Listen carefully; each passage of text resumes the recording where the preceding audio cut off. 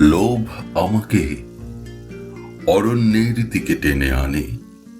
তারপর অচেনা সেই অরণ্যের মধ্যে ভয় আমাকে দিক বিদিকে ছুটিয়ে নিয়ে বেড়ায়। আমি ঠিক করেছিলুম আমার এই যুগল শত্রুকে আমি শেষ না করে ছাড়ব না। আগে আমি লোভের মরা মুখ দেখব, তারপর ভয়ের।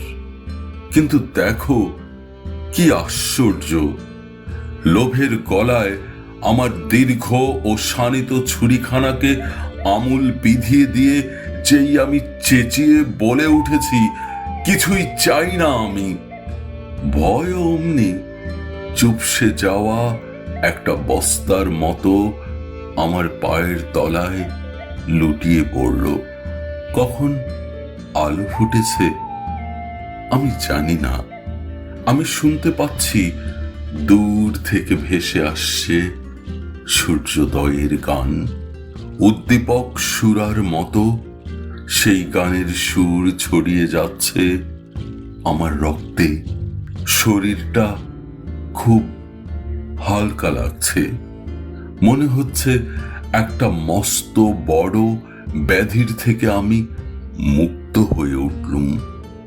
আমার সামনে ছিল লোভ, আমার পিছনে ছিল ভয়। আমি ভেবেছিলুম একে একে আমি তাদের মোকাবিলা করব, কিন্তু তার আর দরকার হলো না। একজনকে আক্রমণ করার সঙ্গে সঙ্গেই দেখতে পেলুম অন্যজনও ফতুর হয়ে গেছে। আবিরের থালা হাতে নিয়ে আকাশ আমার মুখ দেখছে, পাখিরা আমার বন্দনা গাইছে, বৃক্ষ ও লতা বাতাসে নত হয়ে নমস্কার করছে আমাকে। জোড়া খুনের সমাধা করে বা পায়ের লাথি মেরে আমার দুই জন্মশত্রুর মৃতদেহকে একটা নালার মধ্যে ঠেলে দিয়ে শীষ দিতে দিতে অরণ্য থেকে আমি বেরিয়ে এলুম।